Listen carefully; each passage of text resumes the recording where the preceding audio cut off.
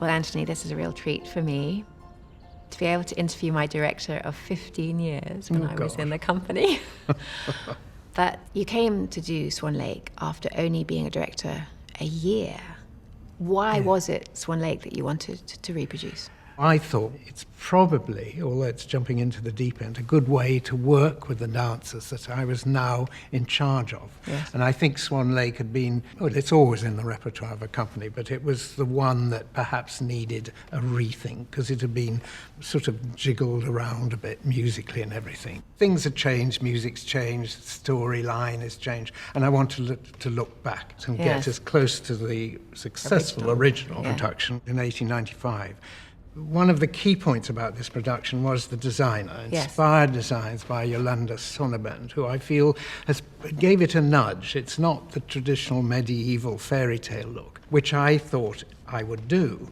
But I went to meet with her and she said, "Oh, Anthony, I'm playing the music all the time, I'm thinking of it." And she said, "I just feel strongly I have to set it in the time of Tchaikovsky in the 1800s.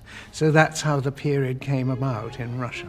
And in the ballroom act, she said that in Russia in those days, costume parties, fancy dress balls, were very popular. So that's why everyone has masks and rather fabulous costumes." Yeah, I read that it was inspired by Fabergé. I mean, Yolanda's has a sort of rampant imagination. Every time I went to her studio, something else in the model would be there. And one day I came in and for Act 2 there was an egg on the stage. And I thought we're going a bit too far here.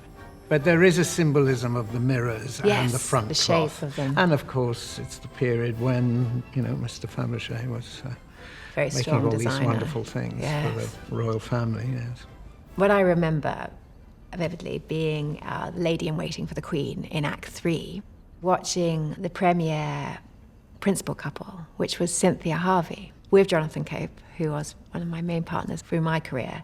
And watching her do Black Swan was just spectacular. Why did you choose her?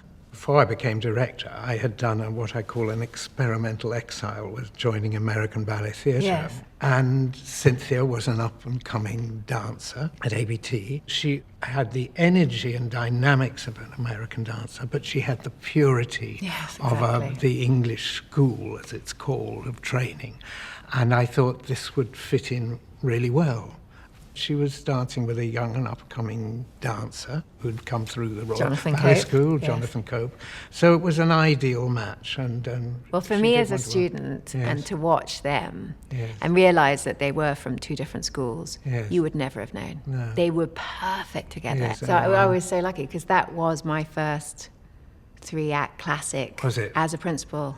Oh, right. At the age of 20. So when I first did it, you gave me the opportunity to be coached by Margot Fontaine. Oh, right. So I got, I think, 2 days with her. It was a long time ago. Yes. So I think it was 1990. And I think I had to learn it very fast for my first show.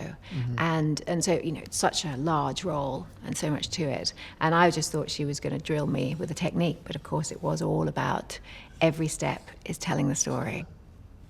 I always find, or I've heard from other ballerinas, that it's very rare that when the performance is finished, that you feel you've achieved success in both the white act, adet, and the black act. You either wins out, and it's rare that you feel that you've achieved an interpretation that pleases you in both roles in one performance. Was that always the case? I think always the case. I don't think I was ever satisfied. No. But I think because there is so much material for the ballerina, if you think when it was first created, it was created on 2 ballerinas. Yes. So and you can totally understand why. Yes. Because it is so much for you to absorb, but also to be 2 different personalities, you know.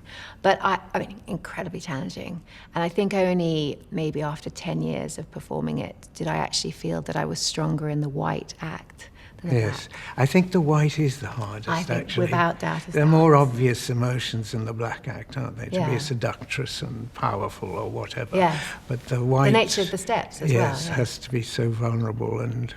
It's very hard to be vulnerable but still strong technically. The classics are still, even the dancers, they will say, they're still so exposing. You know, and the audience, they know the set pieces, of course, and they have the imagery of what should be done. And in the solo variations, you'll find that a step is repeated in Sleeping Beauty 4 times. Always, yes. So you can do it well once, but you have a crumble the second time, you know.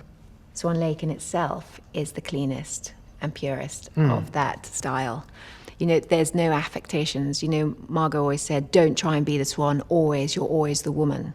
Oh, and really? I thought, how wonderful, because, you know, you're trying to do all this quivering and all this. And she said, no, you are a woman first. You're always a woman first. And I was like, oh, great, thank you for that, you know. My crusade as a director was to make the male dancers in the company look as natural as possible, because I used to have the cringe factor, which is when the wife drags the husband screaming to the ballet, you know.